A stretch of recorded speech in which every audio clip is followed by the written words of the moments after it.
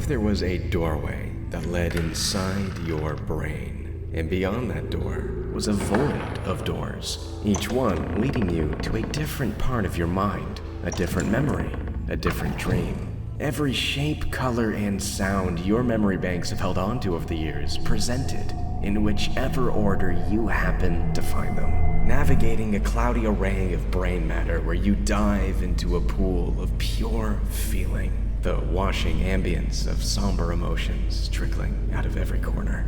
What if there was a game where you went into that door, and in that void of doors you chose a door at random and just saw what you see, wandered around and took it all in? Well, that would be the premise of one of my favorite video games, this wonderful little thing called Yume Nikki.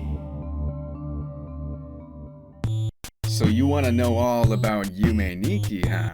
Okay, well, it's basically a freeware exploration game made in RPG Maker 2003, came out in 2004, the days of Windows XP. You download this folder full of files, but you just scroll down to the EXE, F5 to make the window bigger, and F4 for full screen. Just 3 menu options. That is the way of the RPG Maker game. This is actually one of the most well-known games made in RPG Maker. And the funny thing is, it's not even an RPG, not at all. There's no RPG mechanics in this game. They just use the engine to make a game where you walk around, and yeah, is that it? That's all you do? You walk around? No, yeah, that's all you do. Yet I found myself so deeply invested in the world I was walking through, because it was just so interesting. The dreams of this character, all of these weird visuals and monsters, and the sound. It had this horrific yet relaxing ambience. Like atmosphere was this thing's middle name. Back then, there was not anything quite like it. I'll never forget first finding out about this game. Like, I was in my first year of high school, way back in 2010, and my friends were showing me this creepy YouTube clip of part of the game where you'd hit a light switch, and there was like this ridiculously low chance of this horrible monster spawning in place of the harmless little NPC in the room, and the music would get all scary. And something about it, like how everything was so tucked away and obscure behind these low chances of happening, it almost felt personalized, you know what I mean? Like the sort of thing where you would find a terrifying secret, and if it wasn't for the power of the internet, nobody would believe you. And it was free too. You just do a Google search and the game's yours. That's back when I was just a freshly budding fan of horror games. I was just getting into the Silent Hill games for the first time, so of course I found myself getting lost in this thing again and again, many evenings after school. Sometimes I would even play it during school. Yeah, I put this thing on a USB stick so I could load it off of the school computers in the library during lunch period. Like, I was really playing this thing non-freaking stop back then. And I guess it's been about 14 years now of playing this thing, it has remained one of the most curious and interesting games I know about, not just because of how unusual it is, but because it has such an expansive world of interesting characters and set pieces, and it has this remarkable ability to deliver some of the most potent ambience I've ever seen in games. Something about that just makes me keep coming back. And almost even adding to the sense of mystery surrounding this game, nobody knows exactly who made it. I mean, like, we know it was by a solo dev by the alias of KIKIYAMA, but nobody really knows who KIKIYAMA is. This is an individual that has as little public presence as you can possibly have, little to no posts online about anything ever. They never even updated their webpage very long after making the game. Toby Fox actually interviewed them in 2023, but exclusively with yes or no questions so they could give one-word answers. That is just how little they put themselves out there. Yume Nikki is literally one of the only things they've ever posted online, and for a long time it would remain like a very weird and obscure thing of the internet, but over time, its popularity did begin to balloon. People were having that experience that I did. They found it, and they found themselves drawn to it, and they found themselves celebrating it as something unlike anything else I've ever played. Even 10 years ago, when I first started making these YouTube videos, this was the very second game I ever made a video about. It just meant that freaking much to me. I thought it was that freaking cool, and I had to show people because nobody was really talking about it back then. It's been pretty amazing watching that change over the years, though. Like, this used to be something nobody talked about, but with the passage of time, I've seen more and more people get into it and post about it online and keep the discussion surrounding it alive, and at this point, this thing has undeniably influenced the absolute crap out of video games at large, and it's even influenced me, myself, a lot too. This is still something I regularly play and really do care a lot about. I mean, a big part of the reason for that being my fascination with dreams and dream psychology, but either way, this is like a magical little thing that I just keep finding myself coming back to. One thing that's really nice these days is how much easier it is to get and play now. Before, you always had to find some fan translation for it and download it from some random website. I mean, one of the most asked things I would get in the comments was just like, how to even get the game. And as computers evolved and OSs changed, people started having even more problems getting these RPG Maker games to play. The other most asked thing was always just how to even make the game work. We do have a program called Easy RPG now, which probably is the best method of running these old RPG Maker games on newer machines, but in the case of Yume Nikki, dude, it's just on Steam now. You don't have to bother with any of that. Literally just download it and click play. Boom, you got it running, nice and simple. And it's not like they started charging for it. It's still free there too. I'm sure a lot of people never really struggled too bad with that sort of thing, but I am still really happy seeing it streamlined this well, just because there are people out there that have no patience for that kind of computer stuff. So very good just to get it in front of more people. But yeah, I got it all booted up. Why don't we get into it already? Just, I don't know, what it is, why I think it's so cool. I'll probably give you a tour of like most of the game. That's why this video is so long. I'm gonna be showing you almost everything under the hood here, what I think of it, maybe some of the themes and stuff too, and yeah, the aftermath, what came after, yada yada yada. Let's talk about Yume Nikki. Now, first thing anybody notices here is that title screen music. There's really nothing like it, how hollow and somber it sounds. It's a really short loop, too, yet it doesn't feel repetitive just because of how cloudy it feels, hazy. I've always been very perplexed by that logo, too. The English font has a nice retro look to it, you know, representative of the 16-ish bit sprite art style. But the main logo, like, what is that? What is that supposed to be? You stare at it and I don't know, it's like a big maze?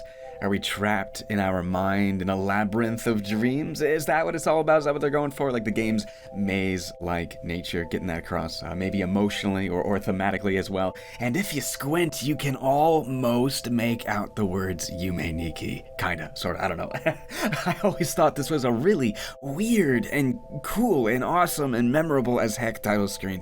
It is so simple, but I freaking love it. The next thing a lot of people notice is usually that it's version 0.10. What the heck? I thought this was like an over 20-year-old game. How is it not finished? Well, it is technically finished, but this version of the game, while complete in its own right, wasn't actually intended to be the final release of it. KIKIYAMA even confirms this in the interview. It just kinda ended up being the last version just by proxy of, I guess I never felt like updating it after. Anyway, let's move on. Yeah, Dream Diary there. That's just your load game option. Just a little cute way they worded that. There's my file that I was playing just last year. But we're gonna go fresh. Let's do a new game. Oh yeah, the cute little instructions they give you. It was a pretty unconventional game for its time, so I see why they included these. It just explains how the gameplay loop works, what your goal here is, what you're trying to do, and which keys on the keyboard you'll need to play. Okay, and there we are, the protagonist, a little girl named Matsuki. Well, I guess she is kind of age ambiguous. Some people think she's like a young adult, some people think she's a kid. It's just like a cute little sprite, so you don't really know. It's one of the many ambiguous things about this game. But yeah, let's go over the controls real quick. So yeah, arrow keys move your character around. The X key will open your menu. That's also kind of like backing out of stuff. The Z key is your accept key. It's also how you interact with stuff. The number 9 key pinches your cheek. That's how you'll wake up from the dream. Very cute idea. But right now it doesn't do anything because we're already awake. And the 1 key will use your current ability, which we don't have anything yet. We have nothing equipped right now, so she just sits down instead. You'll also need the number 5 key to drop stuff off at a point. Yeah, of all the keys on the keyboard, These are the controls? Actually, these are the controls if you're also counting like the RPG Maker menu options and stuff. I do not know why this is such an obtuse control scheme. I always wondered that, like, is RPG Maker, was it weird and they had to make it that? Or did they just do that for no real reason at all? I don't know. Either way, I'm slapping all that on some buttons on a Super Nintendo controller with Steam input. Thank you, modern PC gaming. You know what, with how little buttons you need for this game, I bet I could map all this to a Wii remote. Yo, Yume Nikki on the Wii remote, this works! Oh my god, this is a brilliant idea. I can play the game with one hand and pet my kitty cat with the other. Anyway, enough of the controller malarkey. What can we do in here? Not much. The TV's out, there's a Famicom, but we only have one game, a thing called Nasu.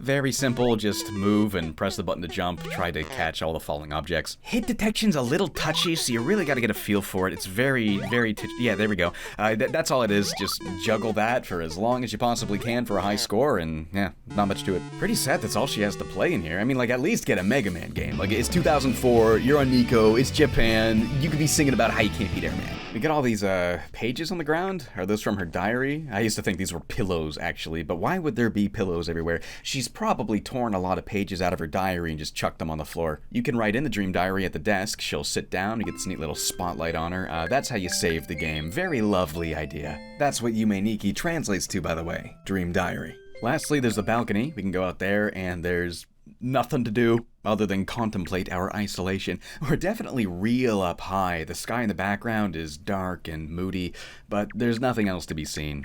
You can walk around here, but there's nothing to interact with. This balcony does serve one important purpose very late in the game, but we'll get to that. And yeah, that's all there is to this girl's life, pretty much. She has trapped herself alone in here in this tiny apartment with nothing to do but to go to sleep and dream. We appear on the balcony, but something's different. The background is somewhere else, like an alien planet, and a light, droning ambience cuts through the silence. We are asleep, and we are in the dream version of our room, and only in the dream can she leave. No sound or ambience in here. Always thought that was kind of funny. Welcome to the Nexus, the hall of doors that leads to worlds of many. Some dark, some spooky, some serene, and some strange. This void connects us to the 12 base dream worlds, which are these large, looping open spaces that are cluttered with random objects, visuals, and characters and sounds.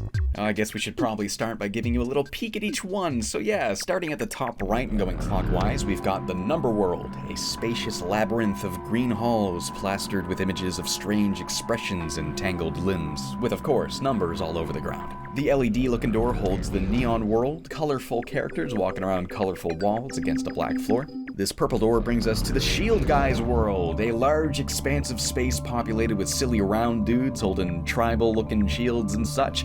Little Gray over here carries the Candle World, a ghostly, freaky area with wiggly Aztec spirits in the background, wax on fire, wax with legs, and the sound of an unsettling squirm tucked behind the hollow, buzzing drone. Eyeball door, eyeball world. Severed eyeballs, severed arms, grabbing at ya, grabbing at ya. The void carries many victims reaching out for help. Or are they reaching for you, hoping to pull you down? They don't do anything to you, but it is a big, weird, unsettling void of body parts writhing and reaching. Bloodied faces lay still as a board, blood trickling out of their puzzled expressions, and another big, weird Aztec dude floating around in the background. Definitely the creepiest spot so far. This one down here brings us to the graffiti world. Another black void, but this time with colorful, silly shapes that make goofy noises as you walk all over them. And you got that big, weird, cellular-looking thing going on back there. What is that? That's gotta be the most abstract visual so far. Next up through here we have the mural world. This one's pretty self-explanatory. Murals on walls without purpose. Big black void. Music in this one is really nice. This one here has the Snow World. A fluffy coat of cold covers a thin forest with the occasional igloo. This place is nice. Almost makes you kind of sleepy. Oh, this one looks scary. It's the Dark World. You can't see anything at all in here. You can fumble around in the dark if you want, but you might just run into something a little spooky. This next one's pretty simple as well. The Puddle World, a big void of puddles. I love how you can see the reflection of the moonlit clouds passing by with a sharp, pulsating ring to keep you on edge. Here's one of my favorites, the isometric block world. Big, simple shapes and flat coloring. It really reminds me of Earthbound, and the building block structures is like... Is this got to be like early memories of building toys, like Lincoln Logs, Connects, Lego, Bionicle? I know there's a spot in my brain with all that stuff. You ever watch Skinamarink? The scene with the Legos, very freaking cool movie that is. One last one, Mr. Green, and it's the Forest World. Probably my least favorite, just since there's not much to do here, but it does have a very threatening aura to it, this chiming bell, all pitched down, and what are these weird drooling ghosts? If you click on them, they'll follow you around indefinitely. Well, at least until you leave the area. What is this? Bad memories of camping? Maybe weirdos around that you don't want to go near? This and the Number World are the only two of the 12 that have actual boundaries. All the other ones just loop forever over and over as you continue one direction. Though the Forest one will loop horizontally, just not vertically. But yeah, the Number World is just a bunch of walls and you're just stuck within them. The Snow World is also the only one with actual ground. All the others have a black void where you're not really standing on anything, and it's just all these random little things and shapes and colors and things floating in the background.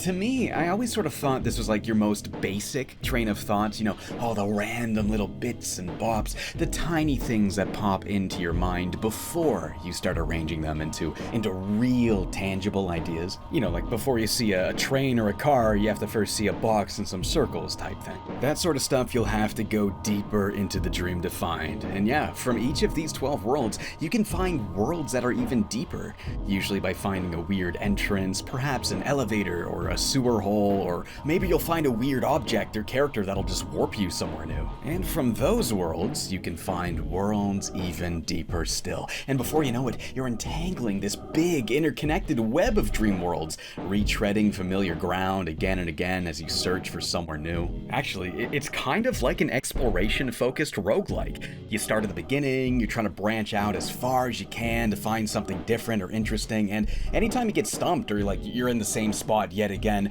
and you want to do a fresh run, you just pinch your cheek, wake up, go back to the Nexus, and pick a new path. Try to find something different. Now, if you're not too familiar with this game, you might just be thinking, wow, James, this looks like a very boring, pointless game where you walk around and do nothing. Though there is actually a goal here. In fact, there's an ending, and to get that ending, you basically have to explore the dream looking for 24 of what the game calls effects, which are basically these little abilities you can access from the pause screen. I'll get into those in a few seconds here, but basically the goal of the game is to find every single one. So you're really exploring the dream and looking for anything that stands out. This could be a particularly strange looking NPC, this could be like a brightly colored object. Anything that stands out, go up to it, click on it, and you might just get an effect. Find all 24, and you've won the game, and you can see the ending. Now, while there is an element of randomness to some parts of Yume Nikki, the effects are always in fixed areas. You always get them in the same spot from the same thing each playthrough. It's never randomized or anything like that, but it is still a real challenge finding them all when you're up against the dizzying nature of how all these maps connect. I mean, some areas are a real bastard. Humongous mazes, hell pits of endless teleport pads, areas that silently shift the world around you when explored in the right way. It's a game that is deliberately obtuse to explore, because that's the whole point, right? I mean, there's even doorways that'll boot you back out to one of the 12 core worlds, so like if you were deep in the dream and this happened to you and you can't go back, you better remember how you got there to begin with, because it's like, oh no, I was just somewhere cool. For a game with zero action and zero combat or any usual gameplay, it's surprising how they still managed to make it so challenging. While nothing in the game can actually hurt you, there are enemies you will still have to keep your distance from. These freaky bird people called Torinian. The way they're dressed almost looks like they're a teacher or a babysitter, at least some deformed memory of one. Now, some of these are not hostile at all. They'll just walk around with a happy little face on. You can go up to them, nothing really happens. But if one has a manic look on their face, they're gonna chase you down. And now they won't kill you, but they will warp you to an inescapable small room that forces you to wake up. It's basically the run killer. If you're deep in the dream and you think you're gonna have a hard time finding where you are again, you do not want to get caught and start over. After all, there might just be an effect all the way out here that you haven't found yet. After you find an effect, you can then equip it to transform Matsuki. Maybe she'll turn into a frog, or a lamp, or maybe her hair will change, or maybe she'll shrink down into a little dude, or maybe it'll just give her an item like a weapon, or a bicycle, an umbrella. The bike is going to be the first thing you'll want to grab though. It is considered the most helpful effect in the game universally because, yeah, it makes you way faster, and that default walking speed, pretty dang slow. I've even seen people bounce off of this game entirely because of it. So yeah, if you want to grab this first, all you gotta do is come on down here and enter the graffiti world, and yeah, just hold left. Literally just walk to the left and eventually yeah, there it is. Alright, that's more like it. Now we're cruising. There is a way to go even faster if you really want to blast through this thing. There's a pretty easy to do speed glitch. All you gotta do is sit in the chair when you're in the dream version of the bedroom. Normally you can like scoot around in this just as a cute little thing you can find if you're just poking around the game. But if you equip the bicycle effect while sitting in it and then hop off the chair, whoa, you're going nutso speed. Fun fact, Lisa the Painful RPG actually has the exact same glitch. It's gotta be some quirk of RPG Maker or something. Once you have an effect equipped, you can then use the one key to use the action that it comes with. For example, the bicycle, you can just ring the bell. Some don't do anything, she might just sit down like she usually does when she has no abilities, but others will play a little sound or animation just for fun. The tiny one spawns more Matsukis, that's funny. The hat and scarf turns you into a snowman if you're in the snow world. The little frog will do a little hop. Poop hair, yeah, there's a poop hair effect. Yeah, what does it do? You guessed it, turns your hair into poop. Press the action button and the little fly spawns. You can make a bunch of them too. Yeah, most of this is just silly junk just for fun, but there are some effects that do have a practical purpose too. Might even help you find a brand new area to explore. The umbrella effect, for example, that'll make it rain, which at first just seems like a neat little visual, but if you use it on this fire here, you'll extinguish the flames and unlock a brand new way. You can also do this with the Snow Woman effect. Yeah, these names are from the new Steam translation, the official one. Back in the fan translation days, this was always called the Yuki Onna effect because it's based on the yokai myth, and I think they still should have called it that. I don't really agree with all of the different names they have in this new translation, but oh well. What else do we got? The lamp effect will light up those dark areas, of course. You don't necessarily need this one, but it does make it easier to see and get around sometimes. You got the kitchen knife effect. You can use this to kill guys, which is actually pretty useful for getting things out of the way if they're blocking something, but you can also do it less violently with the cat effect as well. This one's kind of fun to pull out sometimes, just to see how many NPCs will actually react to it. Yeah, they need to fix the volume of that meow sound. In all my years of playing this, they've never fixed that. Oh yeah, the stoplight, you can see if NPCs react to that too. A lot of them you can, they just stop moving. But sometimes you can even get something to play a secret animation. The small effect can also be used in a small handful of areas to squeeze through a tight spot. And the last one I find myself using a lot is the eye palm. This was called the Meta Maud, however you say that in the original Japanese version. I guess this one's name I do like better since it is more clear, but yeah, on top of turning us into something straight out of a Cronenberg movie, we can also use the action key to warp back to the Nexus. It's basically a faster way to restart the run, but also a way of doing it without resetting the dream. There are certain dice rolls that occur when you first go to sleep after all. And yeah, that's pretty much all the helpful ones. All the others are either just for aesthetic value or for doing like one obscure thing in the game. The knife effect is easily the effect that can be used on the most amount of things in this game. I mean, you can stab pretty much any NPC in the entire thing. Oh, that little like low-pitched scream, I always thought that was like a little creepy. Sometimes when you do this, you'll get a coin. Nice, 100 yen makes murder worth it. And even if they don't fizzle away like normal, they might still react in some way, so it's worth trying stabbing all sorts of random stuff in the dream. If you stab one of those docile Tyranningen, though, instead of dying, it's going to turn into a violent one and come chasing after you. That was freaky finding that out for the first time. It's like, ha, this one won't hurt me, I'm gonna get my revenge, I'm gonna hurt you, and you just get demolished. Even if you do get away though, you should still be on your toes because stabbing one actually activates every docile Tyranningen in the entire dream. They will all be in chase mode until either 1 gets you or 2 you wake up. Which, it's not like a problem or anything, it's not a huge annoying deal, there's not really a ton of them out there, and it's not like they're faster than you or anything, the bike outspeeds them easy. But it can lead to some pretty funny moments. For example, here, if you're trying to get away from this one, well, you might think to go into an igloo. But if you happen to pick the wrong one, there's just another one in there. But nothing beats the poor fools that just happen to enter the candle world after stabbing one of these guys and running away. So there's one docile Tyrannian in here, and if you stab this one, for some reason it just chases you at hyperspeed. It's way faster than any other Tyrannian in the entire game for like no reason. Even using the speed glitch, you are not outrunning this thing. You're getting caught. So imagine, you don't know that. You stab one of these guys, you get away. Okay, now I'm just exploring another world, and it happens to be this one. And I don't know where this guy. Wow! Like, this totally happened to some people. If this ever happened to you, please tell me in the comments. And that's basically all there is to the effects, and that's really all there is to the game, actually. Explore the dream, find every single effect, drop all 24 of them in the lobby, and then you can finally watch the ending. But there is also a lot of optional stuff you can find that's really cool too. Like, not every area and event is required to have gone to beat the game, but they're also freaky and weird and cool and strange and fascinating that most people who get hooked on this game usually try to see everything at least once. If you're playing blind though, expect to bump into the same spots again and again before you find something new. It can be hard finding some of these deeper areas, so you start making up strategies. You zigzag a little more this time, or better yet, the all reliable. Find a landmark, scroll in one direction until you loop, rinse and repeat, and comb the whole map until you find something you haven't found before. These days, I usually just use a map. I've beaten this game so many times, and there's no shortage of those online, but if it is your first playthrough, I recommend going as long as you can without a guide, as long as you have the patience for, because I will never, ever forget how it felt stumbling upon things I haven't seen yet. The jolts, the spooks, the guttural feeling of uncertainty as I entered this thing's mouth, and the feeling of absolute triumph when you finally find a weird hidden entrance to something brand new, or a weird looking thing you haven't seen before, or an exciting new world after spending way too long walking in circles. Yume Nikki is such an experience blind. You throw yourself at it with a pair of headphones in a dark room, you spread out from the map center in as many different ways as you can possibly think of,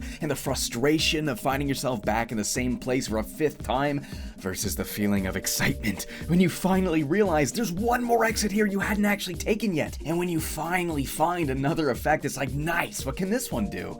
Does it let me get anywhere, or is it just for show? Either way, that's progress. The wiki also makes it really easy to just give yourself a hint, just to nudge yourself in the right direction without completely giving it away. Every effects page always has the Mega Man boss order, you know what I mean? Like showing which areas lead to which areas until you're at the right one, so you can get yourself in the right direction without just letting a map lead you straight there. You will probably find yourself using a walkthrough every now and then, no matter what though, because some things in this game are just so obscure that I don't think most people would find them. I mean, for example, those flames, right? That is an area you do have to go to beat the game, but the way you get there, well, one of the 5 beds throughout the dream worlds are randomly selected each time you fall asleep. The one in the dream bedroom counts too, and the randomly selected bed will warp you to a creepy set of stairs that leads down to the flames. But unless you knew that, you'd probably try each bed the first time you saw it, but not again, so it's very possible to just never get the dice roll on a normal playthrough. Point being, don't feel too bad if you find yourself consulting the wiki after not really being able to find very many of the deeper locations. But yeah, why don't we find some of those deeper areas? Spoiler territory ahead, of course. This is where you should probably stop watching if you want to play this thing for yourself, because I'm gonna go over most of the weird stuff you can find deep in this game. Skip here if you want to save all that neat stuff for your own experience and just want to cut to the aftermath about the game's legacy and fan games and all that stuff. That's all here. But hey, for everybody else who wants to see more, why don't we take a look at the deeper areas in Matsuki's mind? I'm gonna just show like a whole bunch of the game now. Why not? It's been a long time since I've really looked at everything here, and I just want to see what I think about it these days. Why don't we start with one of the game's most challenging locations, just since it's not too deep. You can find this one pretty easily, actually, if you know where to go. Just go through the dark world and find this gate here, and you'll find yourself in the wilderness. This has got to be one of the most expansive areas in the whole game. Not only does it span multiple screens, but there's also hidden pathways all over the place, tucked behind these spirals and spirals of flora. You'll be bumping into stuff, wobbling back and forth, trying to make your way through it all. It's a little hard to tell where you can even go. You might even come back here a whole bunch of times, then finally find something new because you totally missed a bunch of pathways because of just how hard they are to spawn. This pathway down here, for example, I didn't find this until like my 6th this time here when I first played this, it leads to a little Easter egg. It's a bunch of Terranians having a little picnic party. You can't do anything here, you can't reach them or interact with them in any way. It's just like a neat little thing you can find. Though they will react to the cat effect. You can do that much. That's about it. Well, what other weird stuff we could find? Up here, one of the Aztec blocks looks a little out of place. Interact with it and... whoa, funky rave monkey.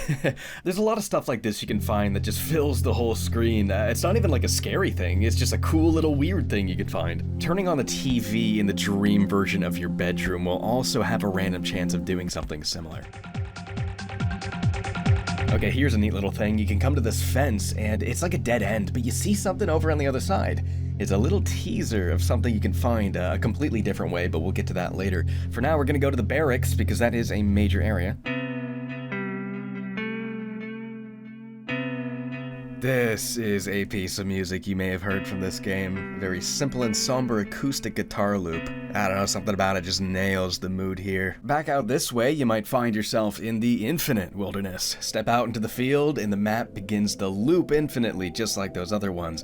Except this place is freaking huge. You go for a long time before you're passing the same thing again. And that makes finding things here very difficult. And there's a lot of things here to find, including one of what I consider the game's hardest to find effects.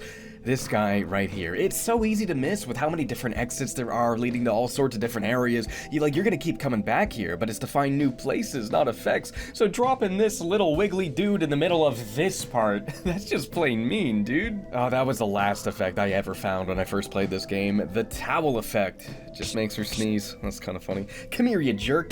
Take this. You can find some weird stuff in the huts around here, like this guy slurping water in a dark room. That's strange.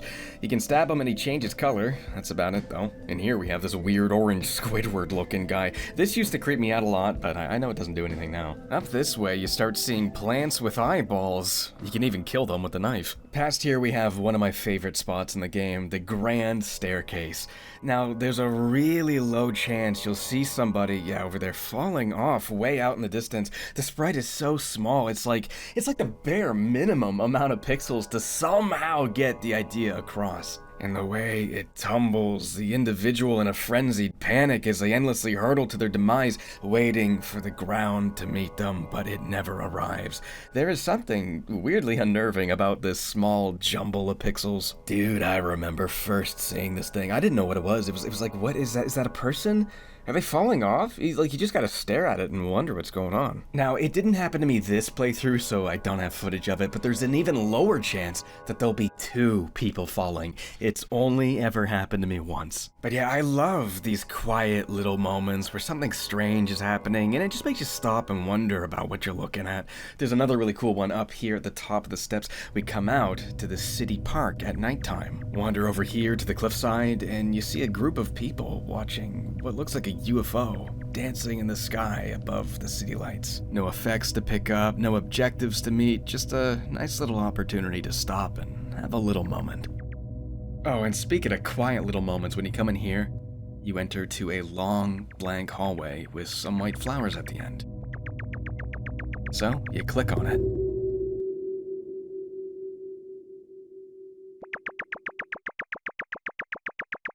And the doorway completely changes.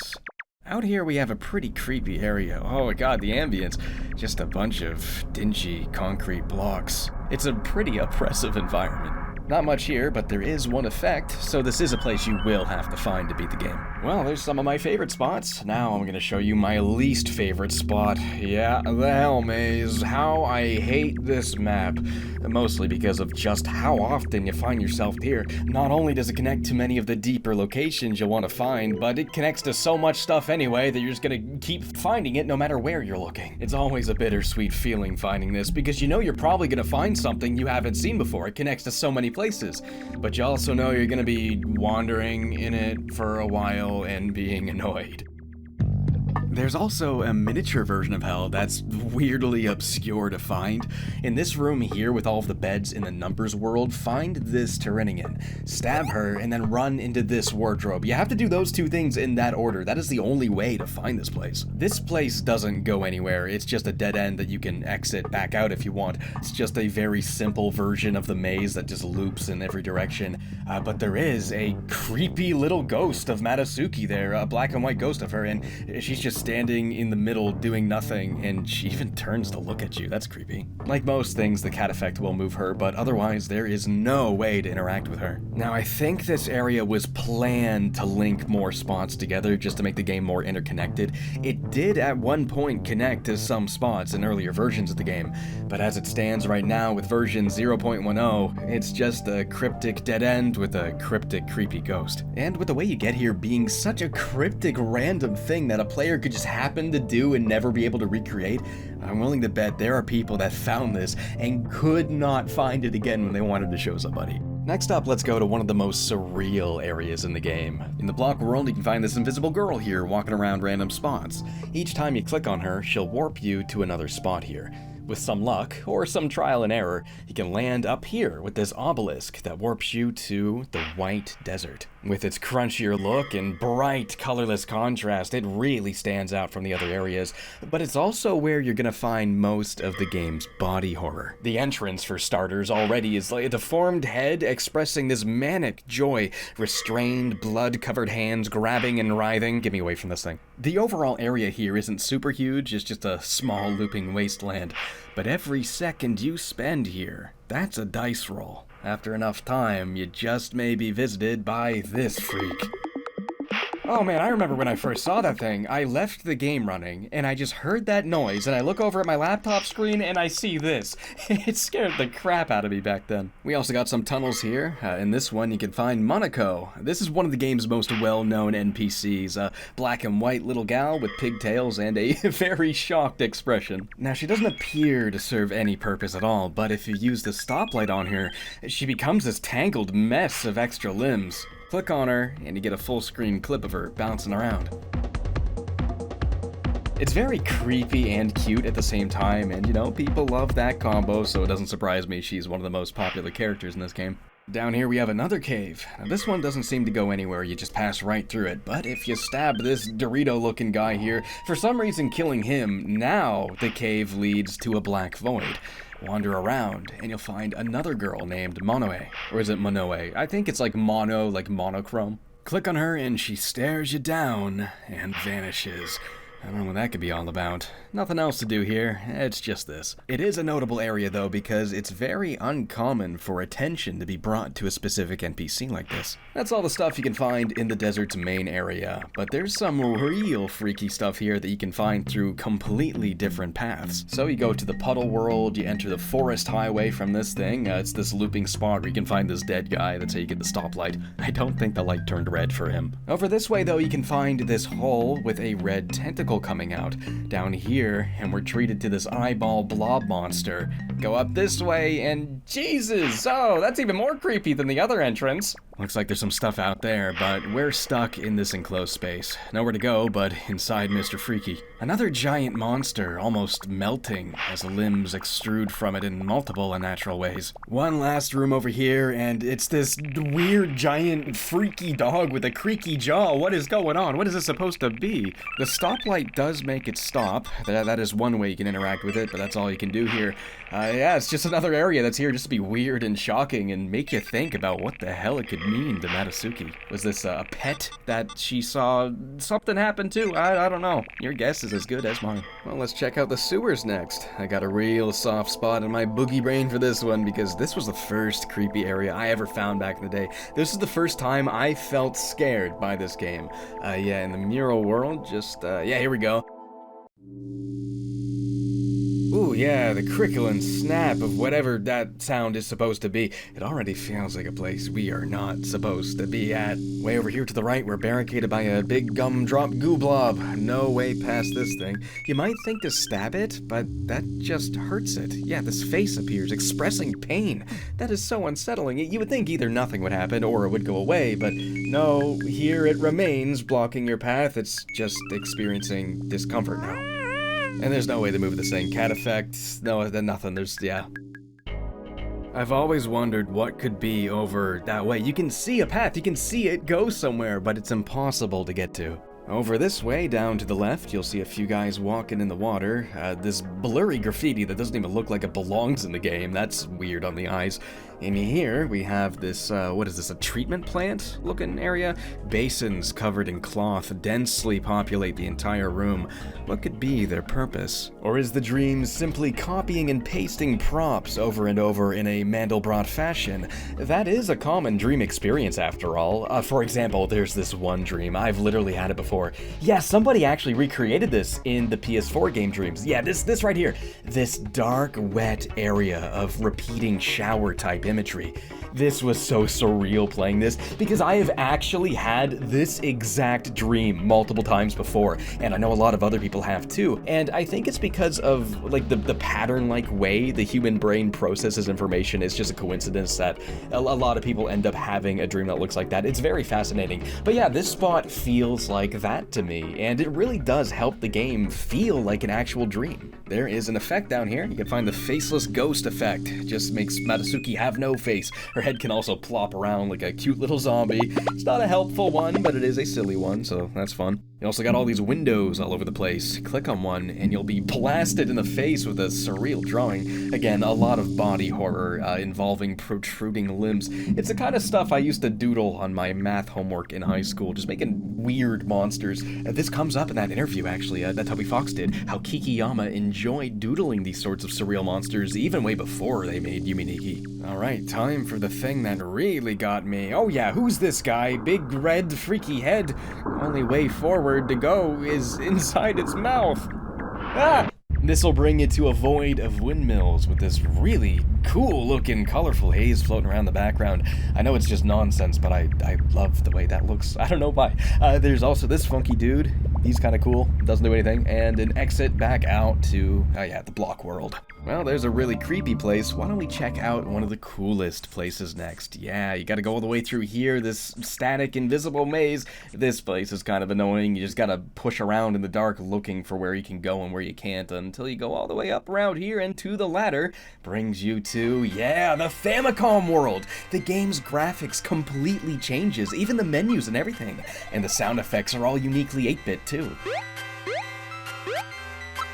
There's 3 of these Famicom areas. The easy one to get to is the Famicom house here. Just get to it through the mural world like I showed. This is the one most people see first, and yeah, they really wear the Earthbound influence on their sleeve here. It looks straight out of the original Mother on NES. The music down here especially shares that similar mood of 8-bit malevolent mystery. Down here you can find the Oni effect. You can also find a weirdly colored room. It looks like it's from a different game on a different console. A lot of stairs, and a little blob guy. Kinda looks like Uboa. The other Famicom worlds are a lot trickier to find, but they have a totally different look. It's like this volcanic RPG overworld, populated with NPCs that only speak in numbers. One of these you can find through the barracks. There's a randomly selected NPC in every dream that will warp you there when you talk to him. This area holds the squish effect, and just a shrine where you can use the Oni effect to warp back to the Famicom house. One-way trip. Hopefully you picked up the squish effect before you do that, because I didn't, and I had to go all the way back. The other overworld is one of the most annoying locations in the entire game to get to, though, because you have to solve the warp maze. Okay, if you thought the hell maze was bad, this is the worst thing in this game. Not only is this confusing as cock, dizzying as dick, and annoying as ass, it's also straight up mean. Right before the final pad that finally gets you there is one that warps you all the way back to the very beginning, one way. None of the other pads even work like that. They always go back and forth consistently, but this one is just like, no, we're gonna put you back in a one that doesn't normally do that, so you don't even realize you put you back at first. You think you're still going forward, and you're going and going, and it all looks the same, and you have no way of knowing that you're going in circles. Yeah, this is where you want to use a guide. Yeah, it is just so annoying, but hey, it's worth getting through here because look, it's the other side of that fence, and this little spot here is our ticket to the other static room. Much easier to get through. And here, we are on the other Famicom overworld, and this one's extra exciting because way down here is the Famicom dungeon, and this hides some of the most interesting and hardest to find locations in the entire game. It's dark, so you can light it up if you want, but I just squint so I don't have to get off the bike. Somewhere in this dungeon is a set of steps that will bring you down to the single deepest location in the entire dream. Jarring shift of visuals going down into this room, and beyond here, a brand new spot in the White Desert. And much like the other places in the White Desert, this is one of the most bizarre looking spots in the entire game. A twitching hand pouring out of the wall like ink and then flooding into the entire sea, tendrils protruding from the walls, and an impossibly abstract tunnel offering the only exit. This way will basically bring us to a dead end, just the outside looping area surrounding that spot in there that we've already been to. Way up here, there's some wiggling tiles that you can't see anywhere else in the game. This is a exclusive this area visual.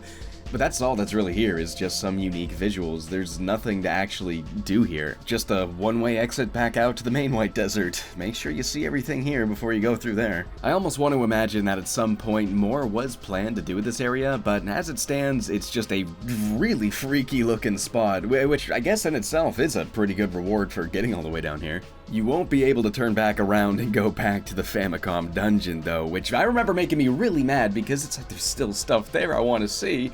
But if I want to do that, I have to go all the freaking way back through all that stuff all over again. Which gets even more annoying when you realize what it is you're trying to find in the Famicom dungeon. It's that area's event.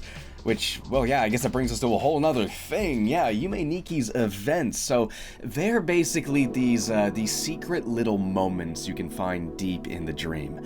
In fact, we've even already shown a couple already. Maybe you'll find one by experimenting with the right effect in the right spot, or maybe just by doing something incredibly obscure and specific. For example, upon entering the dream, there is a 1 in 3 random chance that interacting with this wall in this corner of the deepest room all the way down here in the Famicom dungeon will open a blank text box.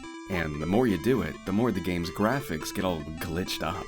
Do it again and again and again and again, and the game corrupts itself more and more until the entire game crashes.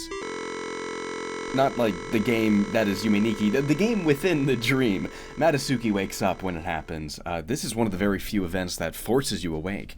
I am shocked anybody ever found this. It took me 5 entire trips through the most confusing parts of the entire game before it worked.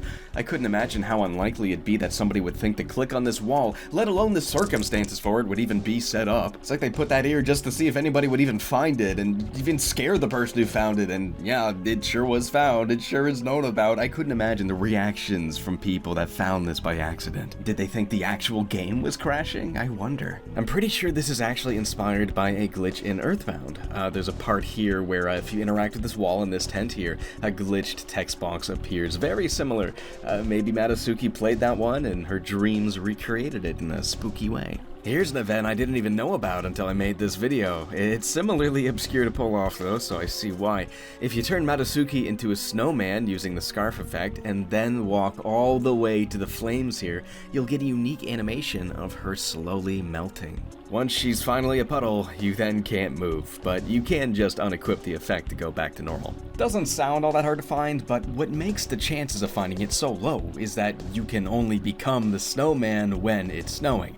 And if you made it snow using the Yukiona effect here, well, that puts out the fire. So you have to do it in the snow world and then walk as the snowman to the bed and hope it's the one that brings you to this area. If not, you'll have to either walk all the way to another bed in the dream to try again, which you won't, or you have to reboot the dream and try again. So yeah, it's a pretty unlikely thing for somebody to happen to do, but I could imagine somebody going out of their way to test this and having it actually pay off. Like, how amazing would that have been? A lot of pretty obscure stuff in the number world. Let's do this one. Yeah, I didn't know about this for years. Through this door, into the void of lamps, you can find a doorway to this water channel. I would always find this, and its purposelessness would puzzle me. There's nothing to do here, and then you leave. If you wait for a good while, though, you'll eventually be visited by, hey, this little guy. Little leaf dude swimming around. Whip out the stoplight and you can make him pose. That's about it, not much to him, but he sure is well hidden. Here's another fun one in the mall. There's a pylon right here blocking the down escalator, but there's a random chance when you fall asleep that this way will actually be clear. If you get that, go down and we have an elevator up to the roof. Here you can find a little black kitty cat. You basically want to interpret that as a hint to use the witch effect. Hop on the broom and you can take off into the sky. Check it out, we're flying! It's just for fun, doesn't bring you anywhere, but you can go around the screen to your heart's content, and yeah, it'll just last until you hit the button to quit. However, if you think to unequip the broom while flying, you'll get a little secret where Matasuki falls down and then wakes up after rolling out of the bed. I remember doing that once as a kid. Okay, here's the one basically everybody knows about. Uboa. Yeah, the very thing that got me into this game. If you want to find that, you gotta go to the snow world where you can find a lone igloo. Inside, a little pink puddle. This brings you to the Pink Sea. Walk through this narrow linear environment and click on the balloon to bring you into the water. It makes you walk a lot slower, but you can use the frog effect to retain your normal walking speed, which is the only practical use of the frog, but the bike equates out to the same speed anyway, so there's not much point in getting off the bike. I kinda wish that it didn't work that way. I wish the frog went extra fast in the water. But anyway, you don't want to be walking in circles forever here. It's really easy to do that, so simply head north from the balloon and you'll find the next one pretty easily. And here on this island, we'll find a little cone hut. It's Panako's house, tucked away deep in an isolated location that connects nowhere else. We have this house with this character. Clearly, she lives a very similar life to Matasuki. Is this the friend that understands her that she always dreams of having? Or is this a version of her from earlier in her life? Oh, what am I, putting you to sleep? Not fun enough for you? Okay, well, let's get to the fun part already then. When you enter this room, there's a 1 in 64 chance that hitting that light switch right there will have you experience Yume Nikki's single most iconic event. You'll have to reset the room for each attempt because the dice roll occurs when entering the area, not when hitting the switch. You won't be able to just mash the switch and expect it to happen. No, instead we get this little buffer, this little moment, this little handful of seconds between each attempt that allows that tension to grow and grow each time. It's a pixel horror game version of Russian roulette, entering the room over and over just to see if it's even going to happen, and it's the perfect chances too, not low enough to be improbable, but high enough for it to feel completely uncertain. So when it finally happens, you're in for a pretty good shock. The music changes from peaceful to this obliterating noise. The room subtly transforms many patterns into these interpretive faces as Panako becomes this strange, hooded monster that looks way happier to be here than you are. And there is no escape. The door does not work anymore. There's no way to get out of this room. Hitting the light switch over and over, that doesn't do anything anymore either. And there are no ways to interact with Uboa. None of your effects do anything. Okay, well the cat effect will move him around like everything else, but that's the only thing any of your effects will do. All we got left to try is simply going over and bumping into him. Turns out Uboa is the only character other than the Tyrannian that can warp you to a trapped location that forces you to wake up, but this trap is unlike any of the other ones. It's not a small room boxing us in, instead it's an endlessly looping side-scroller, knee-deep in water chugging through slowly. Uboa's expression is changed from unsettling joy to something completely broken. The background is easily the most potent part of the image, a spider-like creature tangled with bloody limbs tearing through each other as it firmly grabs each and every mountaintop on the horizon. It is a terrifyingly abstract image, and its meaning has been debated for well over a decade. Obviously a lot to consider here, a safe environment becoming an unsafe one with no exit, a person you trust turning out to be something that can hurt you. Maybe they don't even feel good after they did it to you, but regardless of what you think this thing means or is, you're trapped with it. Make of it what you will, and either wake up or use the hand palm to escape.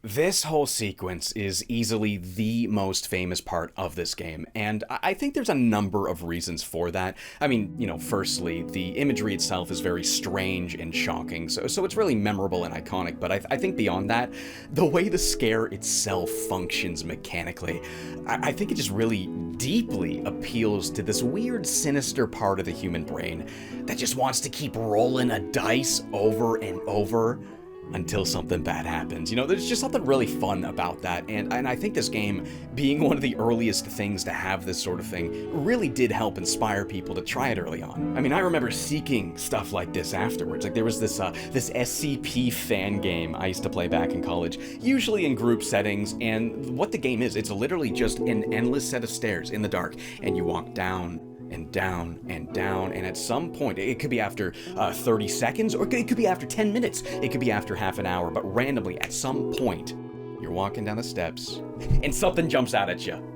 That's it. That's the whole game. It's the sort of thing that's just really fun to do with friends. I mean, like, you get to see their reactions, you get to share this moment of tension between all of you as you hand the controller back and forth when someone gets too scared to hold forward, which is why I highly recommend trying the Uboa event yourself, but with a friend that doesn't know much about Yume Nikki, because not only do you get to share that experience for the first time with somebody else, you also get to see their reaction to it, but even better, you get to show somebody that imagery, and you get to ask somebody with a blank slate, no prior knowledge of this game, a fresh perspective, what they think the monster means.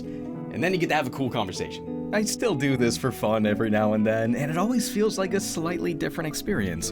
Sometimes this takes me just 1 minute, other times it's taken me up to 25 minutes. One time I got it on the very first try, which was probably the most I've ever startled myself with it. And then I was just laughing to myself because, like, the chances of that happening. Oh man, around 10 years ago, I actually did a reaction video to this, and I can't believe that after so long of just repeating this over and over, it just so happened to go off when I started impatiently singing a made-up song because I was just that bored. Come on, Panico, turn into...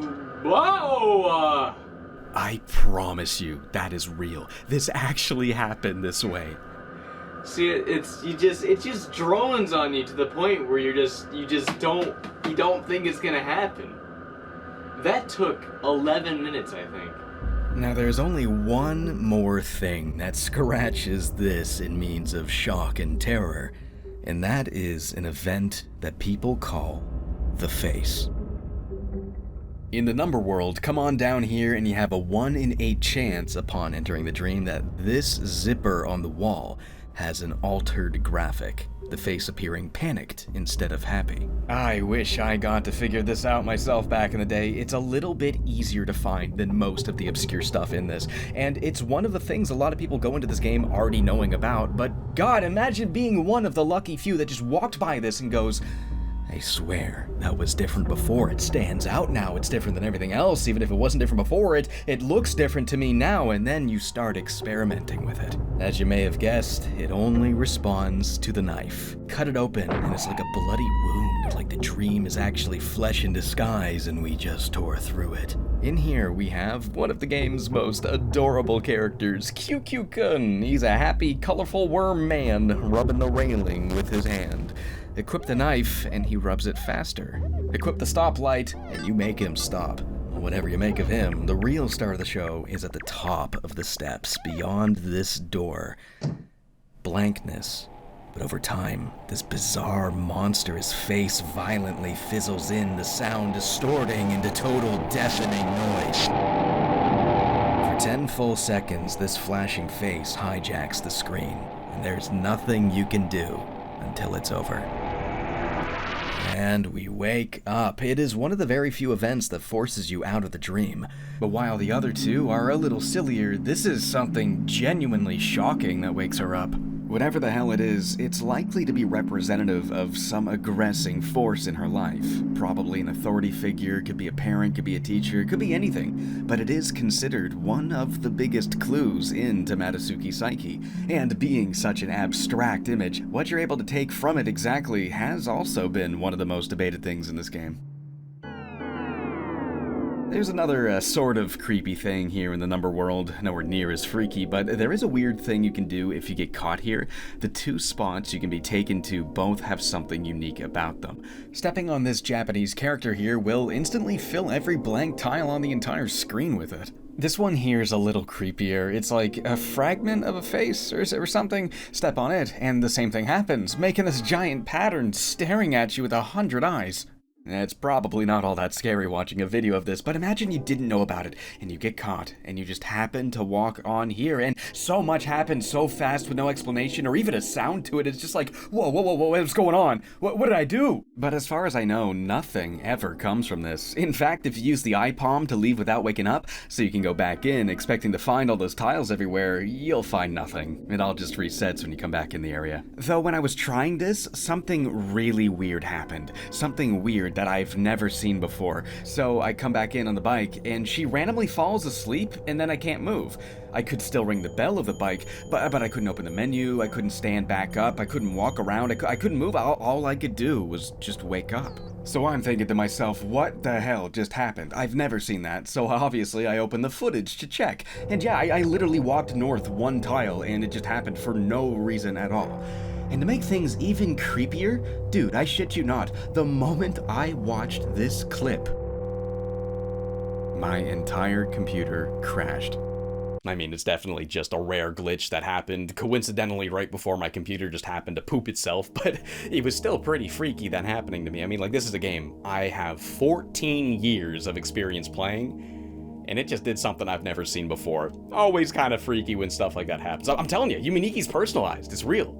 Oh, here's another freaky thing that's super rare. I always read about this, but I actually got it to happen for the first time just recently. When you're waking up, there's an incredibly low chance of Matsuki having a crick in her neck. And you can't use anything when you're like this. You can't save, you can't use the Famicom, you can't even click on the door like normal. The only thing you can do is go to bed and wake up again to fix it. It's just one of those really rare creepy things that can happen to you just to personalize the experience a little bit. Maybe give you a story to tell that people might not believe. Oh, here's a really random weird thing I didn't even know about until making this video. This weird block here in the White Desert. Every time you stab it, there's a 1 in 30 chance you'll be warped somewhere. Which makes sense because I've definitely stabbed this before. It looks peculiar, it stands out, so naturally you try to interact with it in any way you can, but I never thought to stab it over and over until, oh wow, there we go, check it out.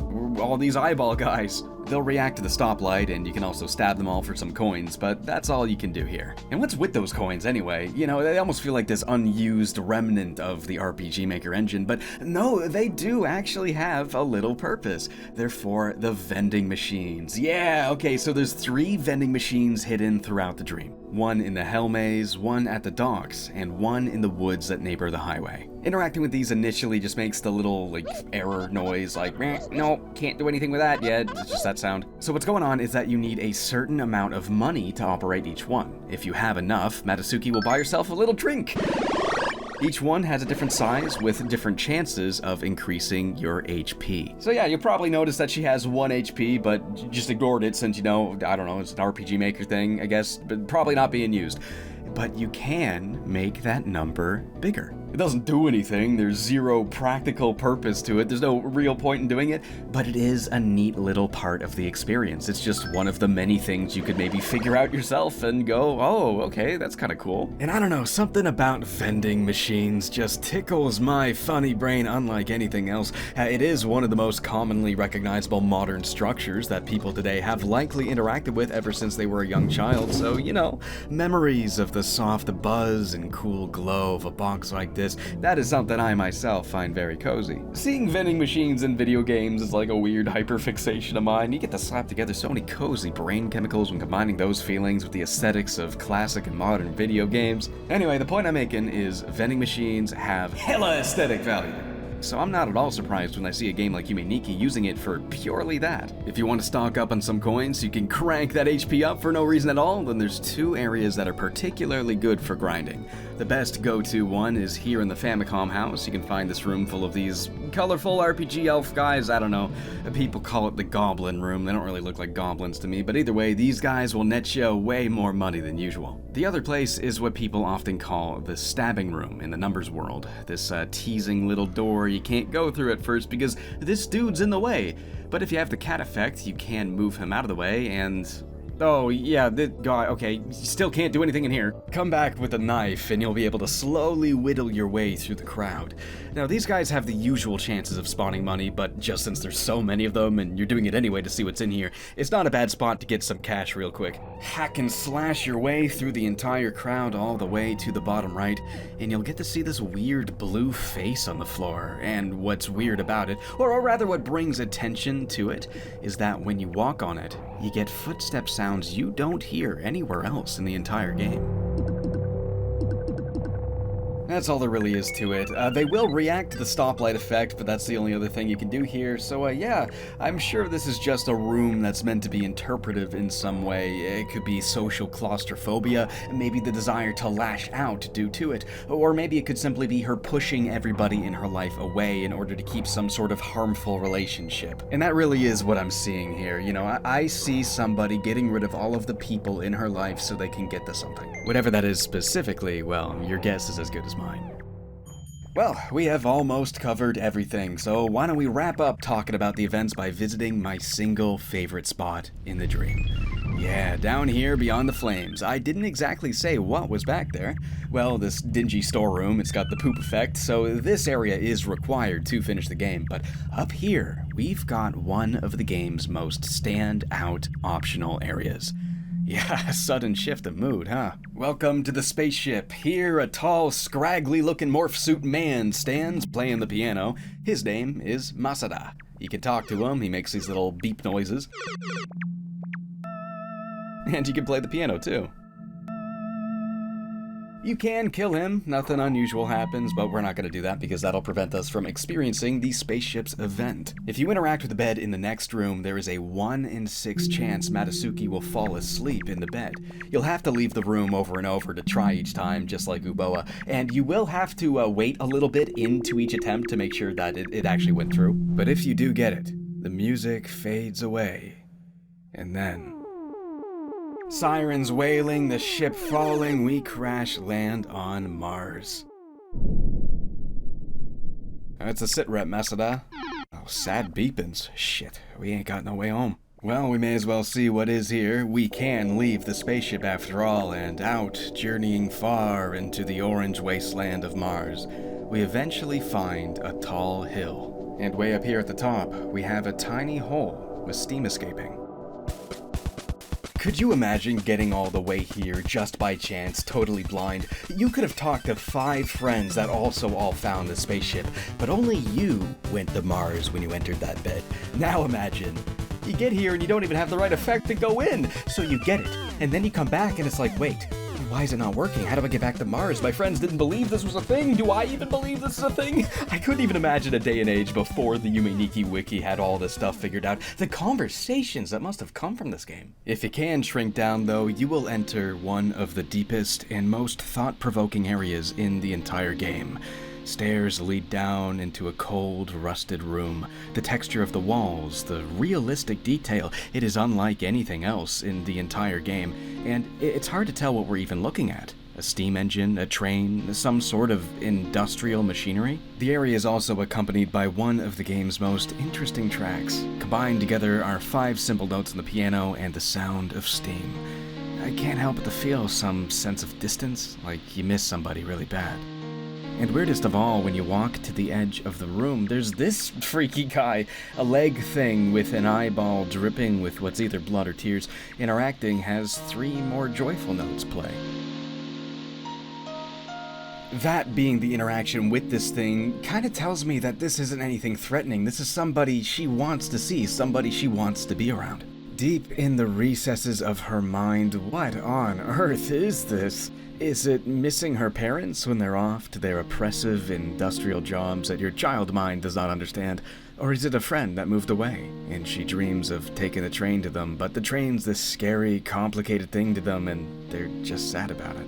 It kinda looks like a giant scraped knee. What if it's a memory of a friend getting hurt? It could be a million different things. Just a loose combination of shapes, colors, and sounds to paint a striking mood that gets your neurons firing off with theories left and right. I don't think we'll ever know for sure what it means, or what anything in this game means, but this is my favorite spot in the entire game just because of how mysterious it feels. That is one of the game's primary goals, after all, is to get you to feel different things, think about different things. What could it all mean? I mean, this is all literally inside the brain of this girl. What could have happened in her life to make her dreams produce this kind of stuff? What could have happened in her life to cause what ultimately happens to her? And that brings us to the game's ending. We've seen more or less all there is to see, and now, with the dream thoroughly combed and every effect in our inventory, we can now drop them all in the Nexus. They turn into these cute little eggs, and there's a unique sprite for every single one. Talk about going the full effort, wow. You can pick them back up too, so if you ever drop one by mistake, or you just want to grab all your effects again after viewing the ending, you can do that no problem. It's also a really good way of decluttering the menu. Just empty your inventory of any effects you're not really using, and you'll keep the menu flipping to a minimum. To see the ending, however, we need to drop all 24. Doesn't matter where, just anywhere. If you leave and come back, they're all neatly organized, I guess just to make them easier to pick through and pick up again. But anyway, we're ready to see the ending, so hey, here's another spoiler skip thingy just in case you don't want to see it. With every single effect now nested in the Nexus, we wake up and exit to the balcony. Something's new. A small set of steps allowing us to approach the edge of the railing. She throws herself off, assuring that the dreams we explored were her very last. And this is it. There's no multiple endings, there's no other happier possibility. This is how Matasuki's story ends. And it's interesting when you get an ending like this in a game like this, because this game doesn't necessarily even really have a beginning or a middle. We never establish much about this character, it's all just a haze of interpretation along the way. But without this ending, we wouldn't have something so concrete to contextualize that interpretation. The dreams could have meant literally anything without it, but knowing that she was clearly troubled enough to do something like this, well, it certainly narrows it down. Easily one of the most potent visuals in Yume Nikki is the Staircase of Arms. If you've seen one screenshot from this game, it's probably this. I think people like it a lot because it is a good example of the game's repeated imagery of limbs and reaching hands. The foreboding and oppressive presentation of these body parts is a big reason there's a lot of theories that something disturbing happened to Matasuki. You know, like this general sense of unwanted touch getting across, which as a source of trauma could be an explanation. And while all of that is totally sound and lines up with much of the game's imagery, I think people also do want to make the most disturbing case they can think of because it is a horror game and these games are often meant to disturb. But that doesn't mean that's the only thing you can take from it. If anything, I think crediting her decision to a single event in her life is a little dismissive of just how complex human beings actually are. Uboa, for example, is popularly theorized to be an element of sexual abuse, but personally I just see an environment that she is usually safe in, a person she normally trusts, and there's a small chance that person becomes somebody that is not safe to be around. Parents can be like that, friends can be like that, any individual in your life can be like that. It could honestly even be something as simple as seeing something disturbing during a sleepover. I mean, you know, normally this doesn't happen, but 1 in 64 sleepovers y'all look something up disturbing on the internet, you know. That's happened to me. It's part of growing up in the early 2000s. Not every single thing like this has to be some grandiose explanation as to why she did what she did, but it can be a trickle in the bucket. It can be all these little tiny experiences that contribute to a bad overall psyche. General social anxiety gets across in many ways. People often appear alien, acting strangely, speaking unintelligibly. Memories of going to the dentist maybe, and the lady at the counter feeling like the most terrifying thing because you have to talk to her and she's a stranger in this big strange world. The simultaneously calm and threatening aura of sitting on the bus with a stranger, at least you don't have to talk to them. a feeling of relief despite the looming threat. Are these things also supposed to be these clues to solve the mystery about why she did what she did, or is it simply just to put you in the shoes of somebody who may experience things that you don't? And a lot of the stuff just feels like general memories too. You know, Masada to me feels like piano lesson she didn't want to take. Her mentor, this out-of-touch individual whose expression she doesn't understand. He's weird, but at least he's friendly. Each moment she spends here feels like she's light years away from the safety of home. However, it's also a vessel to Mars, an exciting otherworldly place where she sees her sorely missed friend. Is this like going to band camp and she meets somebody that she never gets to see again? I don't know. It's kind of what it feels like to me. The horrific depiction of body parts could also just mean that she has a distaste for or negative feelings towards the body in any capacity. This could materialize as body dysphoria, which could explain some of the effects. Puking is depicted often. Or maybe you put that alongside her willingness to use both the men's and women's restrooms. That could be representative of gender dysphoria. Monaco versus Monoe, for example, could be something like the idealized self versus the undesired self, the confusing, hard to figure out self, which in itself could mean a ton of different things depending on who's thinking about it. Or maybe you think the body horror is simply representative of something she saw that traumatized her in her youth. Maybe she just saw something disturbing on TV involving the mutilation of limbs and faces.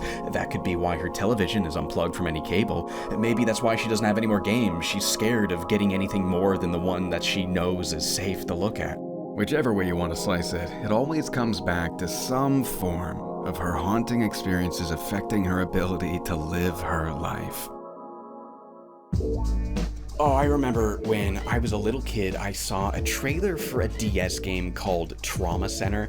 Now, this is like a surgery game where you're a doctor and you're cutting people open and doing surgery on their organs, and the first one's a little more graphic, and when I saw that in 5th grade on a Nintendo Power Trailer DVD, I could not handle that. It was the first and only time in my life I saw a piece of media and I full-on fainted completely. And that like bothered me for a while. That was a bad thing I went through at that young age. So, you know what happened is I tucked away my DS. I hid it from myself for like 2 months because I didn't want to see something that would remind me of that footage. I was scared to go into game stores. I didn't want to see that game on the shelf. And it even started showing up in my dreams. Like I would be having a dream, it would be completely normal, and I would be on my DS or playing a computer game or watching a TV, and out of nowhere, whatever would be on the screen would just be replaced suddenly with graphic mutilation or surgery footage, and just the kind of thing I was scared of seeing would just pop up. And that became a reoccurring nightmare for almost a year, and you know, I could see that happening to Matsuki because I remember like a version of that happening to myself.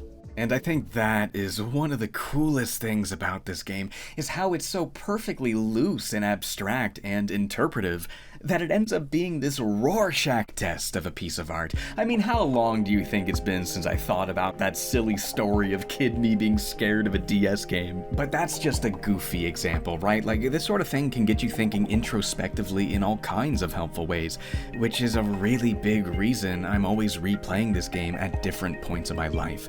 What I see in it is always changing, because who I am is always changing. And it also gets you thinking outside of yourself, too. Like, what could make sense in her life that explains all of this that doesn't in mine? It's just, I don't know, it gets you thinking about why certain things scare certain people, why their life looks like the way it does, how their psychology affects them, and how you can understand that. This is the real core of psychological horror. I mean, like, so many people think psychological horror is just a version of horror that gets to you better, scares you more effectively by getting in your head and playing tricks on you or something like that.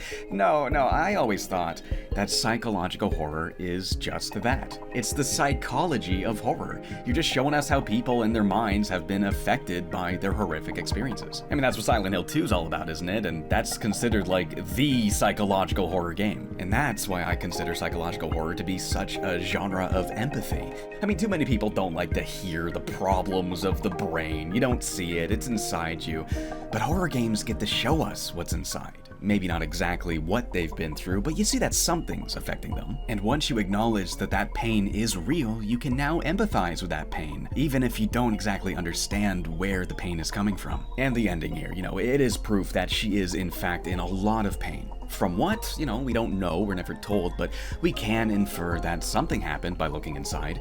What it was specifically, finding it out like some Sherlock Holmes, I don't really think is the point, but you can see struggles. You can see isolation, you can see fear, you see being trapped in mazes. Maybe she struggled to interact with people, maybe she just felt lost in her life, and maybe someone did do something really bad to her, or maybe the world just moved on in a way that forgot about people like her. I mean, I relate to that. It feels like the whole world's designed for people with high-functioning brains that don't experience panic or anxiety in quite that way, or at least to that extent. But that's just my reading, like my lifetime of experiences, that causes me to think in a certain way, and based on that, I'm going to see certain things when I'm looking at stuff like this. And it can be fun to theorize about what happened to Matasuki, but I think finding some sort of definitive answer is less important than just getting yourself to think about these things in general, and maybe noticing things about yourself, thinking about why you're seeing what you're seeing.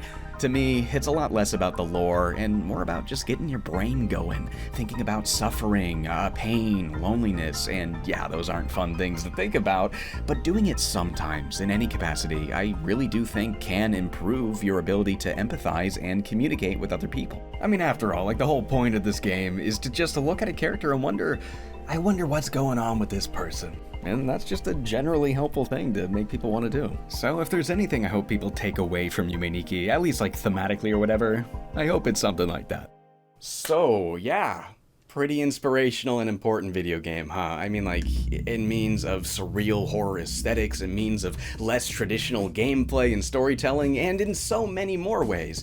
Yume Nikki's legacy would ripple far and wide through the world of video games for many, many years. Even still today, I mean, this game influenced an entire generation of developers. Made a forum post on the internet asking indie developers to share how Yume Nikki may have inspired their work, and I got a lot of wonderful responses. I'll let it scroll through for a while just so you can read them all if you want, just by pausing the video, but I guess I'll give some direct examples of stuff you may have seen directly on this channel before, just since you may be familiar with it. Anodyne, let's start with that. That's one of my favorite indies I've ever covered, by Analgesic Productions. That's seen a lot of Yume Nikki influence in its quiet, ambient nature, as well as taking some inspiration from the game's music, which sounds totally right because Melis's compositions are often wonderfully ambient and evocative of emotion. Jack King Spooner, creator of Sluggish Moors, Dujana, and a brand new claymation game called Jutaro, which looks so sick, has cited inspiration from Yume Nikki's combination of goofiness and brutality, as well as its loose and interpretive nature. Jimmy and the Pulsating Mass covered that one ages ago. That one draws a lot from Yume Nikki's atmosphere and the mechanisms for exploring characterization. The Bag of Milk games by Nikita Krukov aim to replicate the sense of exploration of surreal dream worlds using narrative tools instead of gameplay, alongside the looping nature of the game's music also being a big inspiration. Night Margin, the artist for and one of the creators of One Shot, rambled out an entire 2-page essay about this. She describes how the game inspired her musically, how she'd poke through the game files to see all of its inner workings, alongside fond memories of being neck deep in a wonderful community surrounding it all. Even meeting Eliza, One Shot's programmer. I really love this idea of sharing your findings in these games with others as passing the flask around a campfire. I think that is a really good way to describe how it feels to talk to people about these games. She continues to talk about experimenting with several different game dev projects before ultimately working with Eliza on One Shot as part of a game jam. I'm not gonna lie, it is pretty wild seeing how many long roads have been paved all the way from this one special little game to so many different experiences. This wasn't on my post, but I know the creator of Signalis has also shared that Yume Nikki was one of the many horror games that influenced them. Undertale, of course, also has a lot from Yume Nikki, if that wasn't obvious from the fact that Toby Fox is the only human being to ever bring a little bit more of Kikiyama into the world. Once again, dude's a champion for that one. Yume Nikki may have been dropped on the internet, one and done, never to be updated again at a point, but its spirit would live on in so many games that came afterwards. Until, after 14 years of total silence later, we got real news that they were actually doing something new with Yume Nikki. I mean, it was this whole big exciting thing, man. They had a teaser with a countdown and everything, and everybody was wondering, what is this gonna be? What is this gonna be? Are they really making a brand new Yume Nikki game? They're at least making a brand new Yume Nikki something. And KIKIYAMA is involved. This is the real deal. Okay, well, I guess involved in greenlighting it? It turned out to be not much more than that. What we got was a cheaply made 3D light puzzle platformer interpretation of several moments and areas from the original game. It's really just not the same thing at all. While the original game is the sprawling journey to find these cryptic effects, this is more like a semi-linear series of fetch quests. Like, sure, you can explore each area in whatever order you'd like, but they are all usually pretty linear and straightforward, and they don't really connect to each other very much at all. Like, sure, you got the sewers, I guess, but that's more of like a shortcut back and forth than it is like this interconnected web of dreams, you know? The atmosphere down here is pretty good, though. I do have to give the game credit where it is due. Like, there are some cool parts in this thing. I guess it is pretty cool seeing a 3D interpretation of many of these areas. I like the mannequin part. The areas added in the later update, they were kind of cool, platforming around the block world, and the whole Pink Sea area had this really cool interpretation, followed by the encounter with Uboa. Yeah, I was neat seeing all that. But generally speaking, I really don't think this thing lives up to the legacy all that much. Like, it's okay. It's a harmless, curious venture with some fun parts that's totally fine for longtime fans that want a new take on the game. But it's really not something I would ever recommend instead of the original. Weird thing, too, it also got a Switch port. Why is this the only version of Yume Nikki on Nintendo? I know you can get RPG Maker games running on this thing. I mean, Omori does. But I guess another free port probably wouldn't have all that much monetary incentive. I mean, the only reason they released it on Steam was just as an advertisement for the remake. But I really don't blame the dude for cashing in like that. I mean, KIKIYAMA never made a dime off of the original game, right? And they were sitting on what became a very important property to a lot of people. May as well make some bread, right? I mean, they totally deserve it. And hey, you know, while that remake thing was pretty lackluster, we did get some pretty sweet merch out of it. And I'm talking genuinely good merch. The plush toys all look fantastic. They're very high quality. You got Matasuki, you got Poniko, and Uboa. These two are actually the same one. Uboa unzips and Poniko comes out of it. It's kind of like, you know, pick which one you want on the shelf type deal. Do you want Uboa out or do you want Poniko out? Kind of little fun swapsies thing, but I just stuffed them full of cotton so it could be his own plush. Oh, and dude, the official shirt? Doesn't that just look like pure brain chemistry? You know what the big electrochemical soup of thoughts and feelings all looks like before your brain starts interpreting it into the real tangible ideas. And everything's in there too. You just gotta stare at it. You got Uboa, QQ-kun. It's all so abstracted, and you just gotta stare at it and kind of pick all the characters out. It's an unbelievably cool design, and they even got a really nice independent artist to do it too. And I guess there actually was some stuff before this whole big wave of merchandise. For example, there was an official manga back in 2013. I remember even being kind of excited to hear about this. I think I would have been just going into college at the time. Though I will admit I wasn't really all that blown away by it. It just follows Matasuki as she goes through several moments from the game and has her inner thinkings. There's all this talking and writing that I didn't really think added much. Honestly, I just found it to be a far less interesting way to experience Yume Nikki than just playing it. The artwork is really nice though, so I suppose it is at least worth reading just for that. Great merch, mediocre game, but I think we all can agree that the most significant of post-Yume Nikki media is not the stuff made by KIKIYAMA and company, no. It's the stuff made by the fans. Yeah, buddy, that's right. I'm talking Yume Nikki fan games. This is practically an entire video game genre in itself because there are a ridiculous amount of these. It's the perfect template after all. You just walk around and look for all the items, change the character, and you change the dream. You change the lore, you change the themes, you change the message. How many amazing different worlds can we build just by putting this formula in the hands of different people?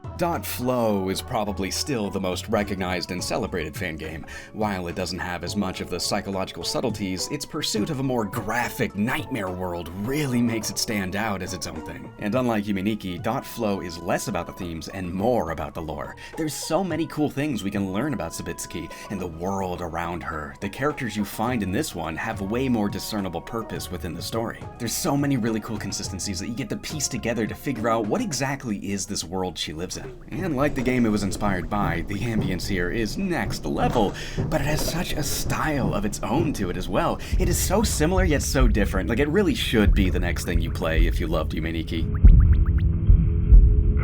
This one was also made by just one person living in Japan, an individual simply known as LOL, or LOL, I don't know. Unlike KIKIYAMA, they do have a decent public presence. They post on Twitter, play games on YouTube, and even still make games sometimes. I've never interacted with them in all my years of following, and with a language barrier, I've never really been able to gauge what they're like, but they're a dev I still appreciate a lot to this very day, especially since they have continued to add things to .flow so many times over the years.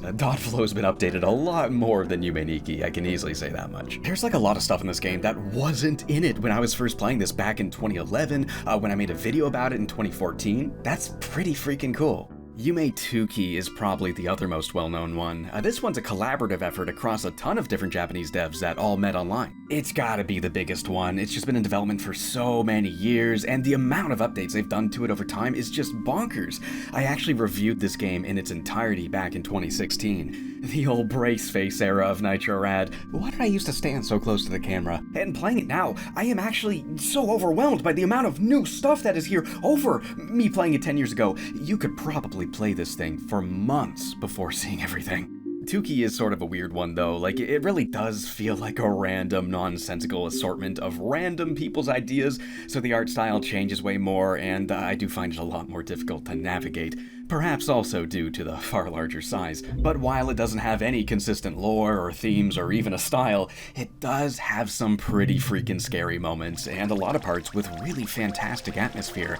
It's very all over the place, but if you want a really huge one with so many endings and effects and areas that it almost feels endless, Nikki is the one for you. And there's hundreds more examples too, notable ones being Yume Nikki, Answered Prayers, Me, Yume Graffiti, LCD DEM, all of which with their own quirks and strengths and weaknesses, some finished with endings, some not. I covered all of these back in the day. Check out some of my really old videos about these games if you want to hear more about them.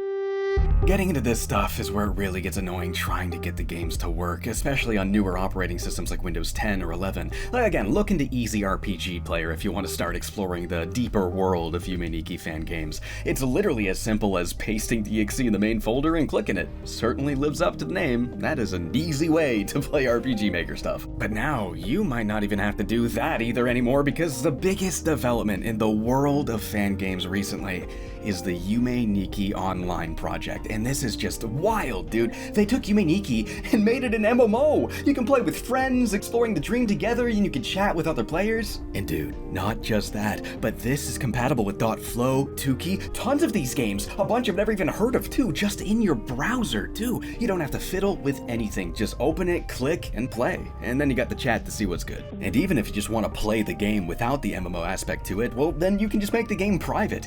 Enter immersion mode, go full screen, and you have the single most easy way to play an up-to-date version of Yume Nikki, .flow, and more. All in English, or Spanish, or French, or Portuguese. There's so many languages here. That's amazing. Gone are the days of finding the specific fan translation for one of these. It's all just locked into one package now. What? You can even upload your save file. So if you're like halfway through one of these things, just stick it on up there and resume online. Oh my god, they even have achievements. Yeah, they made an entire achievement system logging every single random little thing you can do in every one of these fan games here. Now, it is easier than ever before to keep a catalog of what you have and haven't seen and done. This is nuts! People are gonna comb through every single one of these now, and they will have a definitive way of checking whether or not they've truly seen everything. Nikki definitely makes the most sense as an MMO due to its gargantuan size. I mean, they're still adding to this now. In fact, whenever there is a new version, they automatically update it and even migrate your save over for you. They made it unbelievably easy to just hop on and jump right back in. You know it's gonna be a good night when the homie says they know a good hanging out spot, and they bring you all the way to the very deepest location in the dream. And you just chill out together to the ambience. And oh wow, there's already somebody here. At the very top of the games of list, though, was something interesting I wasn't all that familiar with. I had some people mention this one to me a while back, but this is the first time I'm looking into it now. A brand new fan game from 2024 called Collective Unconscious. As the title implies, this one was made with the online in mind, and it is pretty dang impressive. The attention to detail, the animation, a lot of effort clearly went into this thing. Seems to be a lot still under construction, much like earlier versions of Tuki, so I think I'll wait a while before really giving this thing a thorough look, but even after just playing it for an hour, I already saw a ton of cool stuff. This big freaky guy, he scared the pants off me. The MS Paint world, that gave me powerful Windows XP memories. And the dusky neighborhood soaked in golden light. The house with all the boxes, oh, that was giving me some real feelings, I tell you what. And I love how you can ride these different vehicles, all the boats you can take, and even a UFO in space. Land on a nearby planet and take in the view with a buddy. One specific thing that's nice about this one is that for once you don't have to find an effect to increase your speed. No, you just tap shift when you're at a standstill and your character will instead sprint. Yeah, you can just go fast from the very beginning here. My favorite thing about the site though is how much it reminds me that I have no idea how to talk to people, because every time I would say anything in the chat, everybody would ignore me. How do you socialize? I don't know how to interact with humans. Make this about being alone again. I hate this. Now I'm just being funny. This is a sincerely cool thing, and it is absolutely amazing seeing people contribute to this sort of thing so passionately all these years later, even still. And now, because of those efforts, we have a wonderful little online clubhouse where you can check out tons of games just like Yume Nikki, and it's easier to do than it's ever been before. Guess it's not as one-of-a-kind sort of thing as it used to be, but it still was the snowball that damn well caused the avalanche. Okay, well actually, you might be able to credit that to LSD Dream emulators, since it is a similar game that is even older, and thanks to good old Toby Fox, we do know that KIKIYAMA did in fact play it. But I do think this was the game that firmly popularized the idea of making games for ambient and exploration purposes, to have silent narratives told entirely through visuals and interpretation. This idea that games don't have to be a playground of mechanics to be engaged with for pure interactive entertainment, but rather a vessel to explore something that's more for your mind than it is your muscles. And sometimes that is precisely what I'm looking for. Like, I'm always going to love challenging video games that get my action gears moving, the beautiful craft of mechanisms that evolve into complex gameplay systems that give the player intrinsic freedom, that satisfying weight of every split-second decision, both physical and strategic. But it is also just as important to have games also dialed completely in the other direction too, because I'm not in that mode all the time, right? Sometimes I'm just in the mood for a lovely stroll, so give me somewhere cozy and creepy I can walk around, relax, and let my mind wander as far as I want it to. But I mean, beyond just its influence, like, Yume Nikki still remains such a deeply important game to people for all those other reasons too. You know, the art, the ambience, the aesthetics, the exploration, the music, and the characters and the worlds, and of course all the cryptic conversations that get to surround all of these things. I really do think there is a version of Yume Nikki that's a little bit different for everybody. You know, it could be this emotional journey that really resonates with you thematically, or it could just be like this weird series of worlds full of freaky little dudes you get to enjoy, or it could just be a solid, scary game. Whatever Yume Nikki means to you, it likely means a lot. And that's why we still play these games to this very day.